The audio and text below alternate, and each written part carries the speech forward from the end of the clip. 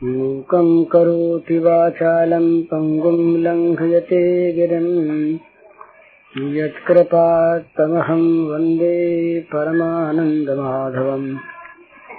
श्रीमन्मदनगोपालं वृन्दारण्यपुरन्दरं श्रीगोविन्दं प्रपद्येऽहं दीनानुग्रहकालकम्। वंशीविभूषितकरान्नवनीरदाभात् पीताम्बरादरुणबिम्बफलाधरोष्ठात् पूर्णेन्दुसुन्दरमुखादरविन्दनेत्रात् कृष्णात् परं किमपि तत्त्वमहं न जाने। नवजलधरवर्णं चम्पकोद्भासिकर्णम् विकसितनलिनास्यं दुःसुरन्मन्दहास्यम् कनकरुचिदुकूलं चारुबर्हावचूलं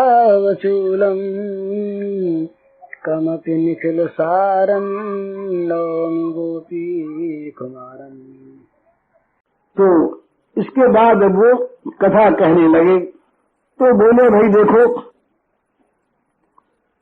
ये तुमने जो बात पूछी है इसका उत्तर बड़ा चमत्कारमय है, और श्री कृष्ण की कृपा न हो तो इस कथा पर लोग विश्वास भी नहीं करते और न इसका रस उपलब्ध कर पाते हैं। ये अपनी विद्या से, अपनी बुद्धि से, अपने तर्कों से और अपने लौकिक ज्ञान से भगवान की लीला कथा का कोई मर्म समझना चाहे तो या तो अभिमानी है या मूर्ख है, कोई समझ सकता नहीं। ये तो श्री कृष्ण की कृपा से ही और श्री कृष्ण के भक्तों के द्वारा संलालित होकर के ही कोई इस लीला को कुछ समझने में ये समर्थ होता है।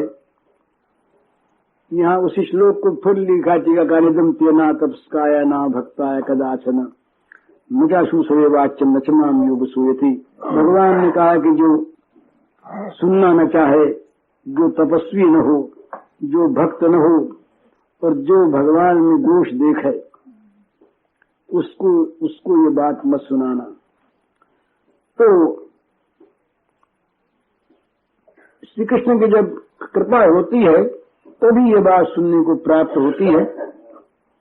तो वहां क्या हुआ, भगवान ने सोचा कि अब भाई अतिकाल हो गया, ये हमारे सब सखा अब तक तो न मालूम उसके पेट में गए और क्या क्या इन्होंने दुख भोगे, कितना कितना संकट सहा, जल गए सब।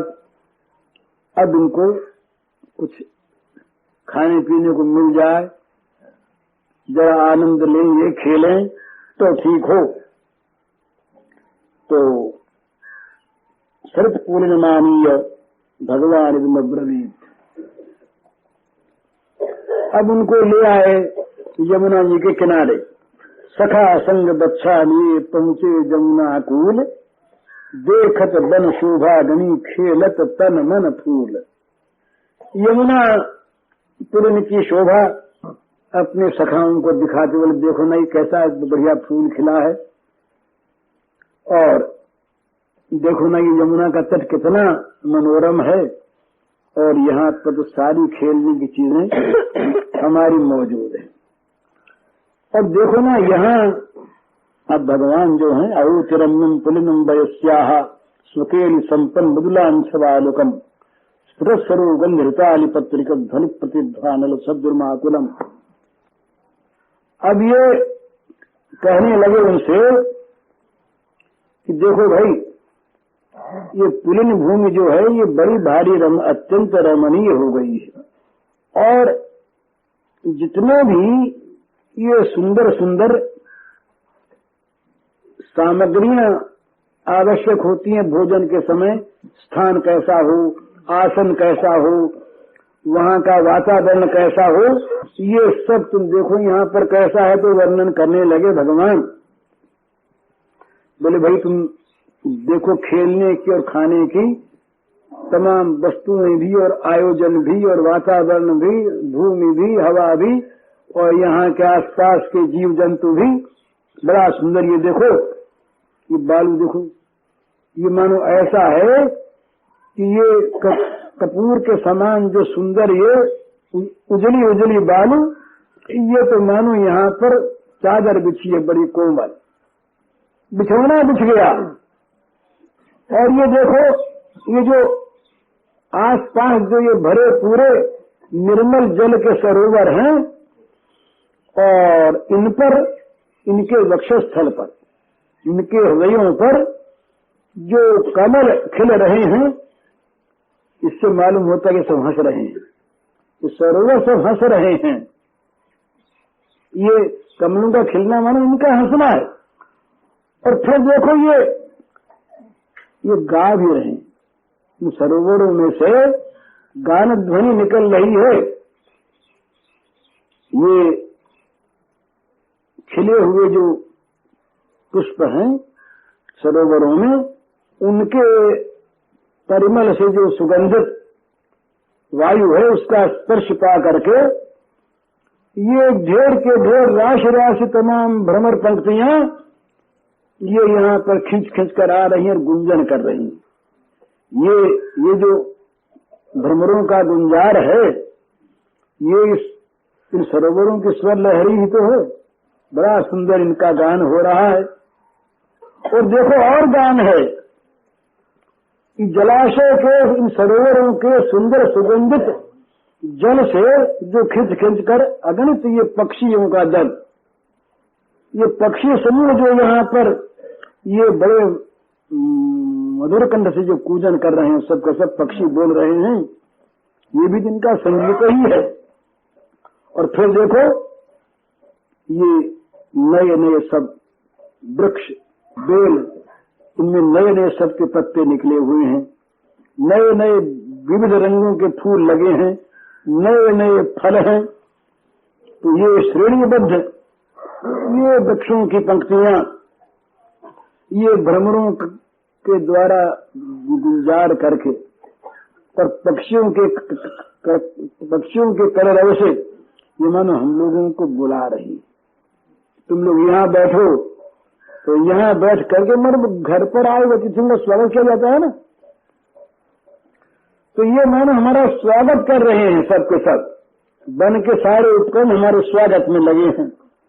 और सखा ये पुण्य सुहावन, अति रमणीय सुखद और पावन, स्वच्छ बालू का विशद तलावा, सुभग बार मुनि मन ही चरावा, विकसे कंज पुंज अली श्रेणी, कूजहि ध्वज सब श्रुति सुख देनी, ता करी बसी भूत न भगामी, बोलते प्रतिध्वनि रुचि ही कामी, ता धुनि ते तरु शोभित भारी, शीतल छा पथिक मनहारी, कालिंदी के रही हैं तट छर छटा, नील कल्लोल ही की, फूली फूली महा है वह पुन लसय मालती, चारुनी की, दौरे दौरे भ्रमे ओ मधुप मधु, रसी गुंज गुंजार साजें, सीरी सीरी चले हैं पवन, परसती मकरंदे विराजे, झुमरे गुरम अधरे लतन, भरे कुसुम के भार, देखो शिशु मन मित्र हो, यह बन सुख को सार।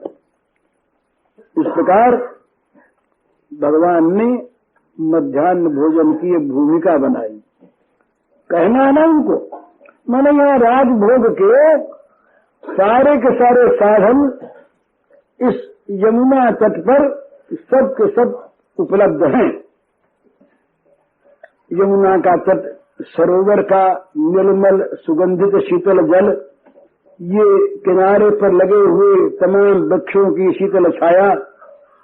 और बोले तुम लोग कहोगे कि बर्तन चाहिए खाने के लिए, थाली वाली, देखो ना ये बड़े बड़े सुंदर सुंदर जो पद्म पत्र हैं, ये भोजन के पात्र हैं। और भोजन के समय अब छूट गई, लोग अब तो वो टेबल ऊपर ला गए, धूप खेते धूप। भोजन के समय हम महाराष्ट्र में गए एक बार, तो वहां पर वहां की चाल है, वहां भोजन के लिए चौका उका लगा करके और वो मांडते हैं, कुछ मान के बैठाते हैं और फिर वहां धूप खेते हैं। दीपदान करते हैं, माला रखते हैं, सुगंधी चीज रखते हैं जिससे भोजन करने वाले का मन प्रफुल्लित हो जाए, सात्विक वातावरण फैल जाए, वहां किसी प्रकार की वो भोजन में रसलोलुपता न हो, पवित्रता आ जाए, सात्विक भाव आ जाए। तो भगवान कहते हैं कि यहाँ धूप की सुगंध से तो उससे बढ़िया जो स्थान स्थान पर ये कमलों की जो सुगंध निकल रही है, फैल रही है, ये मानो धूप दान हो रहा है। और भोजन के समय संगीत हो तो भ्रमरों का गुंजार और ये पक्षियों का कूजन, ये मानो संगीत हो रहा है। और भाई गर्मी लगे तो पंखा चाहिए,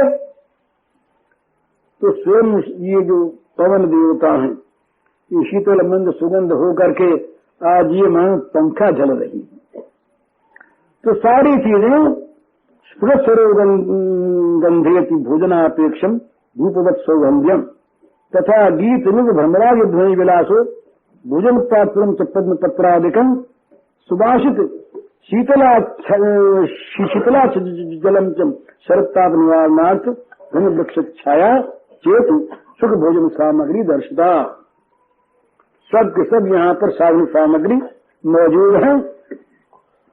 तो अब अग्नि भोजन की इतनी पहले भूमिका बांध करके अब भगवान बोले कि देखो भैया, अब देर बहुत हो गई, अब सब लोग खा लें, बड़ा विलम्ब हो गया और भैया हमें भी भूख लगी आई है, तुम लोगों को भी भूख लगी होगी, ये नहीं कहें कि कोई हम उपकार कर रहे हैं तुम्हारा, तुम खा लो, ऐसा नहीं। अरे भैया हमें भी बड़ी भूख लगी, तुम लोग बैठ जाओ तो फिर हम भी खा लें, नहीं तो देखो हमको तो भूख लगी है। तो कहा उन्होंने कि देखो भैया, ये बछड़े जो है ये इतने जल पी लेंगे, यमुना के बड़ी सुंदर धारा बह रही है समीप में, और पास ही हरी हरी घास उगी हुई है, तमाम बड़ी विस्तीर्ण भूमि है, घास से लगी हुई सुकोमल सुकोमल घास। तो ये इनको जल पिला करके और इनको तो बछड़ों को छोड़ दो, और ये तो अपने घास पर धीरे धीरे विचरण अपना खाएं। अत्र भोक्तव्य मस्माजर दिवारूढ़ क्षुदार्दिता वत्सा समीपे पह पीत्वा चरंतु शनक तृणम।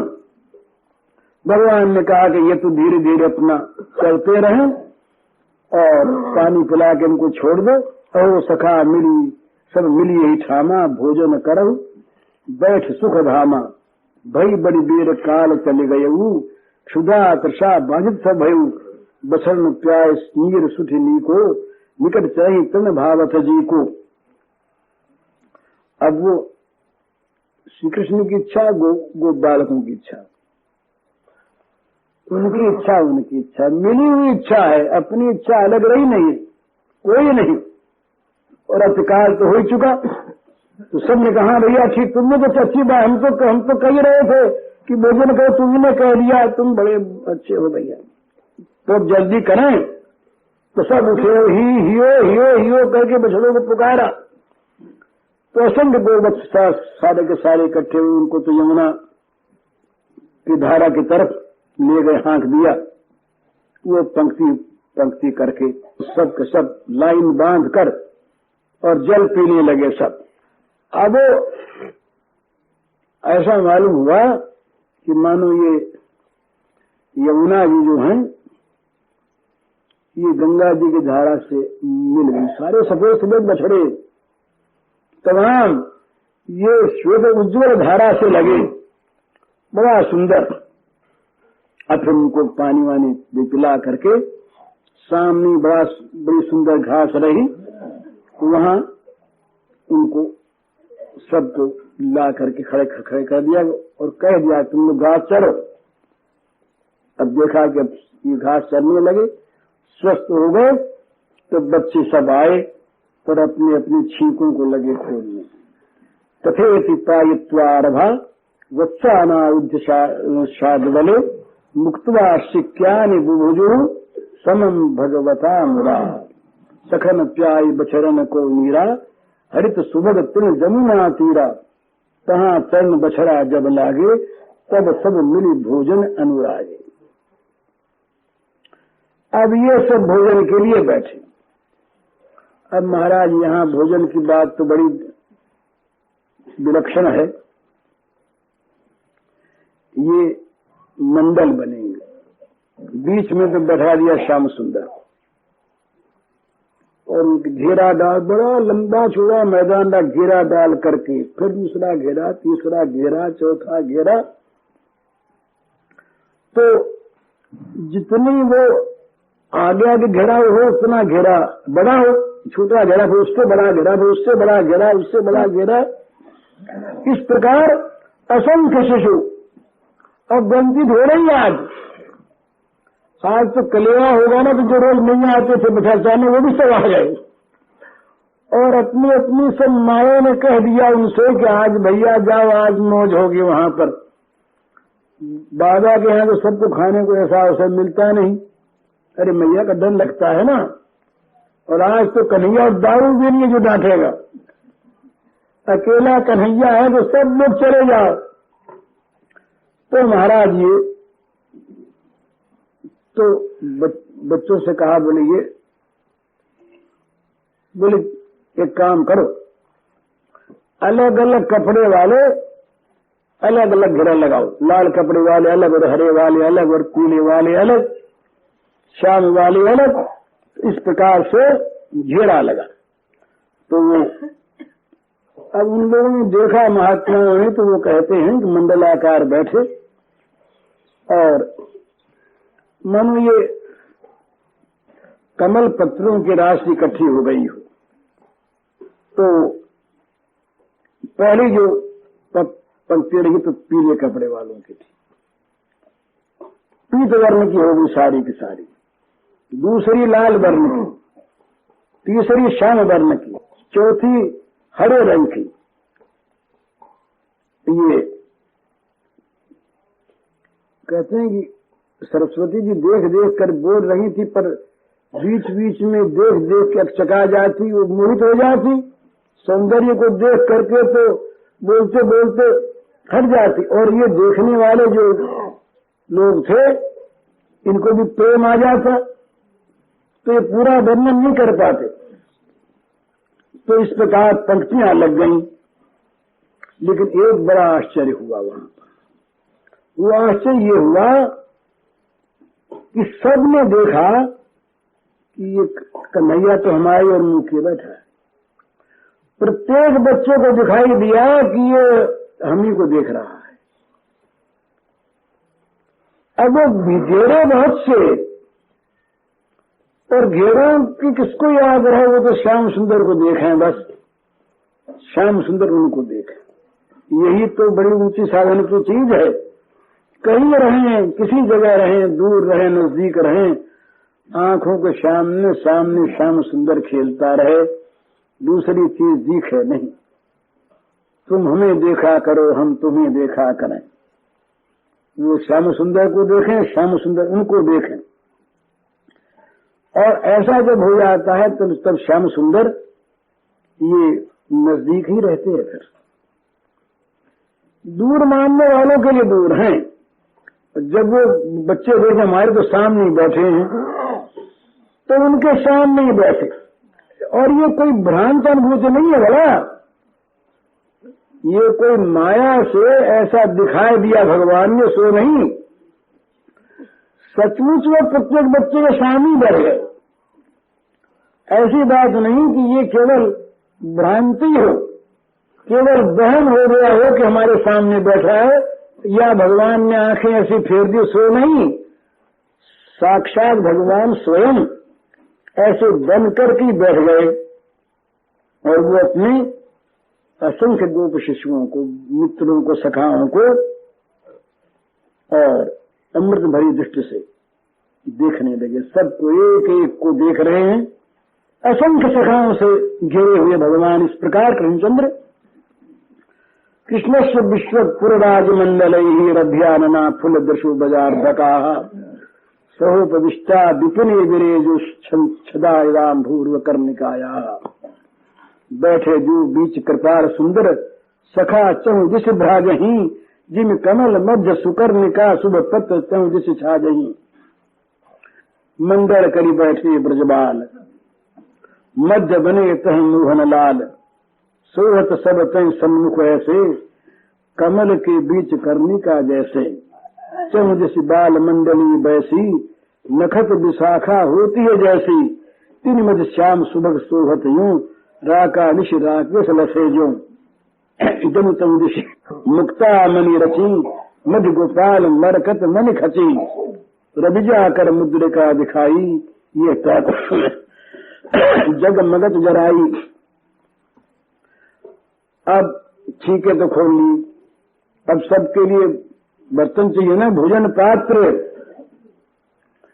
तो महाराज भोजन पात्र का क्या ठिकाना, सारा बन सारी वनस्थली वहां पर अपनी अपनी ओर से समर्पण करने लगी चीजें, बोले हमारी थाली ले लो। सब अपने अपने अंगों को देने लगे। सारे वृक्ष जो है, छोटे पत्ते वालों ने तुझा थोड़ा सा दुख किया कि हमारा पत्ता छोटा, अब हमें तो बोले किसी के मन में आ, बोले इस पर नमक रख लेंगे, इस पर अचार रख लेंगे, मिर्चा रख लेंगे, छोटे छोटे पत्तों को तोड़ डाले, निहाल हो गए सब। अब हजारों हजारों वहां पर गोप शिशु, हजारों हजारों वृक्ष, किसी का एक पत्ता, किसी के दो पत्ते, किसी के चार पत्ते, सारे वृक्ष निहाल हो गए कि आज हम भगवान के और सखाओं के भोजन पात्र बने। भगवान के भी, क्योंकि तो सब सखाओं के खाएंगे ना, किसी सखा के पत्ते बचेंगे नहीं। मर्यादा वाले लोग जरा गड़बड़ करेंगे यहाँ पर, किसी सखा की पत्तल बची नहीं जिस पर भगवान ने न खाया हो। तो ये कोई फूल ही ले आए, बोले भैया बड़ा सा फूल है, उस फूल पर रख के खाएंगे, मौज है। तो ये छोटी छोटी शिलाएं रही, उन्होंने देखा कि हम तो अभागी रह गए। तो बच्चों के मुनिया बोले भाई हम तो पत्ता नहीं लेंगे, हम तो शिला पर रख इसको धो लेंगे, बड़ी चिकनी चिकनी है ये, इस पर रख के खाएंगे। तो किसी ने पत्ते लिए, किसी ने अंकुर लिए, किसी ने फूल लिए। फलों ने कहा हम, बोले तुमसे दो काम, तुम्हें खाएंगे ये, तुम्हारे जो छिलके लेंगे इनको रख लेंगे, पात्र भी बनाएंगे, और कई फलों के दो टुकड़े करके उसी को पात्र बना दिया। इस प्रकार से थाली बनी, कटोरी बनी, गिलास बने, दोने सब, और स्थान स्थान पर ये सब पात्र रख दिए गए। सब रख लिए पात्र लोगों ने, और रख करके केचित पुष्प पुष्प दले केचित पल्लवी रंकुरई फलई शीघ्रभृश्च विभुजु कृत भाजना। इस प्रकार अब वो सारी थालियां लग गई, बर्तन लग गए। अब भोजन सामग्री परसने की बात आई। तो बोले भाई अब काम तो करो, देखो भैया अकेले अकेले मत खा लेना, आज तुम वन में आए हो ना, तो तुम्हारे सबकी माताओं ने न मालूम क्या क्या बना के दिया होगा। तो भो भो भो भो उज्ज्वल निष्कासन तो भक्ष सामग्री नगरिया में थी। अरे बोले ये उज्ज्वल पदक धारण करने वाले मेरे मित्रों, अब ये बढ़िया बढ़िया जो खाने की चीजें लाए हो, ये छींकों से निकालो, पैसो।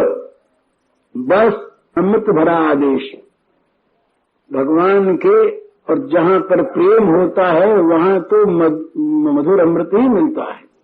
वहां अपने प्रियतम की प्रत्येक शब्द में, प्रत्येक वाणी में सुधा का, अमृत का, दिव्य अमृत का अनुभव होता है। तो अब कन्हैया ने कह दिया ना कि अपने अपनी छींके निकालो, तो सब लोग साथ उठ के छींके खोल लिए, अपने अपने सब खोलने लगे। खोल करके और बढ़िया चीज जिसके पास जो थी, बोले भैया हमारे पास ये बढ़िया चीज है, ये हमारे पास बढ़िया चीज है। अब वो कन्हैया भैया के सामने सब चीजें आ गई। बोले तू तो खोल, हमें समझ करता है। तो बड़ी भारी आज मैया ने तैयारी करके भेजी थी। कांवड़ की कांवड़ भेजे थे आदमी दे करके कि भाई इनके मैया तो भेजेगी, पर कन्हैया के साथ सब सखा खाएंगे तो सभी के लिए सामग्री होनी चाहिए। और फिर ये स्वयं श्री यहाँ सेवा करने के लिए तैयार, स्वयं जो खाद्य के निष्ठात्री देवता वो तैयार। तो रुमाल में कितनी मैया ने भेजी और कितनी बन गई और कितनी बन करके आ गई। कन्हैया भैया ने कहा अच्छा अब हम खोलते हैं। बोले हम क्यों खोलें, तो तुम ही खोलना भैया, हमारा तुम्हारा दोष हो रही है, तुम जो खोलो और परसो। तो कन्हैया भैया के सबके सामने वो खुली। अब वो सबका ये अनुभव तो ये है ना कि कन्हैया भैया के सबसे पास हम ही बैठे, ये तो दूर बैठा है, सामने तो हमारे यही बैठा, ये सामने तो सब किए कि बस अब ये तो सामने बैठा है तो अपनी अपनी चीज निकाल के वही रख दी। बोले सामने ही तो है, उठना नहीं पड़ा कोई को। और तो बोले भैया देख, पहले मेरी चीज को खाना भला, तो उसके को पीछे सभी कहेंगे कि पहले हमारी बारी को खाना है, वो उसके पीछे खाना।